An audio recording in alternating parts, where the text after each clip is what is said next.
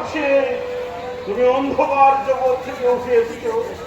ভয় নেই বৎস, এই অন্ধকার জগৎ থেকে যখন আলোর কাছে আশ্রয় নিয়েছ, তোমার আমি মুক্তি মার্গের পথেই পৌঁছে দেব। যাও, ভেতরে গিয়ে আত্মগোপন করো। ধন্যবাদ গুরুদেব। কোনো পক্ষচ্যুত কোথায় এলোমেলো ভাবে ঘুরছে। ওর জন্য আমি নতুন মতিপথ সৃষ্টি করে দেব।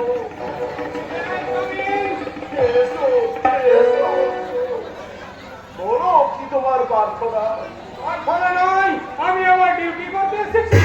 কিছুক্ষণ আগে এক সমাজ বিরোধী আপনার এই মঠে আশ্রয় নিয়েছে, তাকে আমার হাতে তুলে দিন। সমাজ বিরোধী? আনন্দ বলে আপনি হাসছেন? তোমার গোলাপ শুনে অনেকদিন পর আমি হাসলাম বলছো। আমিও গুরুদেব। সারা বিশ্ব জুড়ে আমার ৫,০০০ কোটি শিষ্য, তাদের মধ্যে ১০-১২ লাখ শিষ্য রোজ আমার চরণ দর্শন করতে আসে। তাদের মাঝে একজন সমাজ বিরোধী এসে আমার এই আনন্দ মঠের পবিত্রতা নষ্ট করবে, এমন কথা তুমি ভাবলে কেমন করে পুলিশ অফিসার? ওইদিকে ছিলেন, মাত্র কয়েক মিনিট আগে সেই যুবকটা আমি এই দরজা দিয়ে ঢুকতে দেখেছি। ওটা তোমার মনের ভ্রম বলছ। কয়েক মিনিট কেন, কয়েক ঘন্টার মধ্যে কোনো চুলক প্রাণী এখানে প্রবেশ করে আর করবেও না। আমি জানতে চাই সেই যুবককে আমার হাতে তুলে দেবেন কিনা।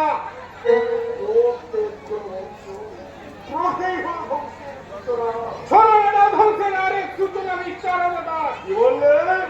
আমি ভেতরটা সার্চ করবো। নিশ্চয় করবে।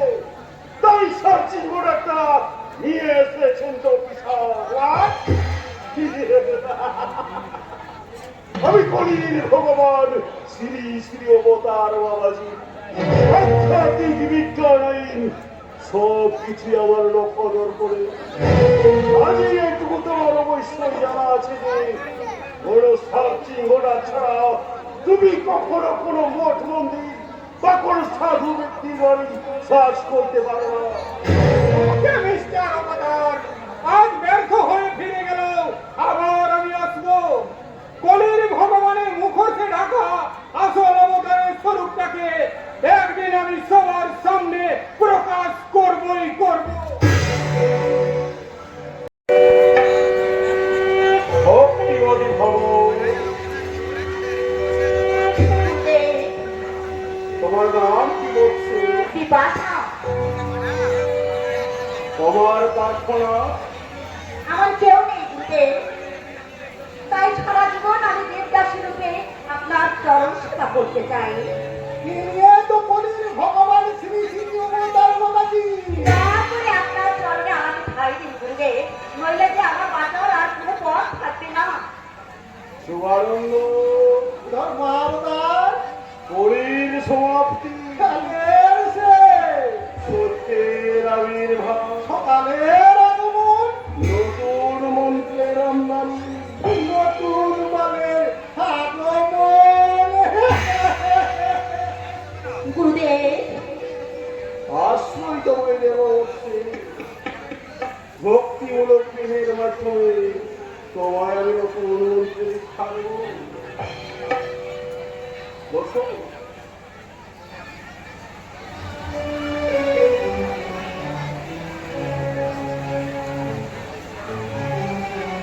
বলো, নম ব্রহ্মণ্য দেবায়, নমো ব্রহ্মমাত্র দেবায়, ও ব্রহ্মণ্য হিতায় চ।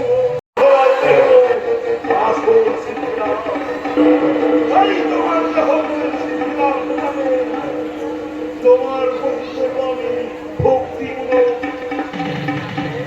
ওরে ভক্ত তপস্বী, এই দিনে তো আসল রূপ।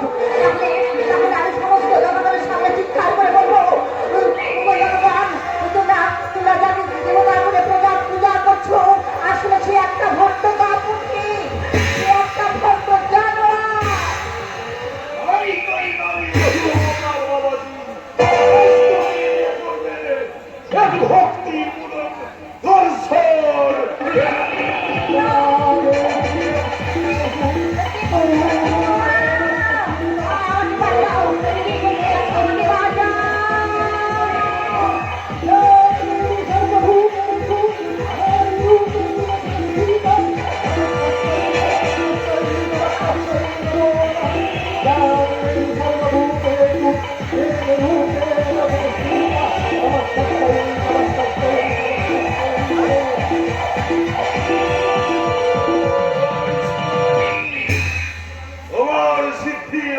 সেখান থেকে ভেসে আসছে মহামন্ত্রী শ্রীমন্ত্রী।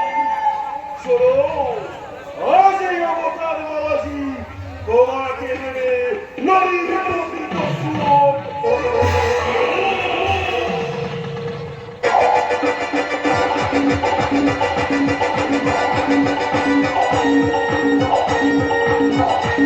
মারবেন না, ওকে আপনারা এভাবে মারবেন না। ও আমার একমাত্র আদরের বোন। অমন করে ওকে আপনারা আর মারবেন না। কি হলো দাদা, তুমি অমন চিৎকার করে বিছানা ছেড়ে উঠে এলে কেন? হ্যাঁ, তাই তো। আমি কি দেখলাম ভাই? কি দেখেছো দাদা? আমি স্বপ্নে দেখলাম সীতার শ্বশুর বাড়ির লোকেরা তাকে নির্মম ভাবে চাবুক মারছে, আর আমার সীতা চিৎকার করে দাদা দাদা বলে কাঁদছে। ওটা তোমার মনের ভ্রম দাদা। কিন্তু কিন্তু আমি শুনেছি দিবা স্বপ্ন নাকি সত্যি হয়। সত্যি যদি ওরা আমার সীতাকে মেনে না নেয়।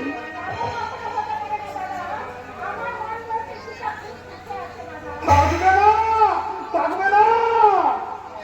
এতদিন হতভাগীটি কতই না কষ্ট করেছে, এবার তো সুখে থাকবে।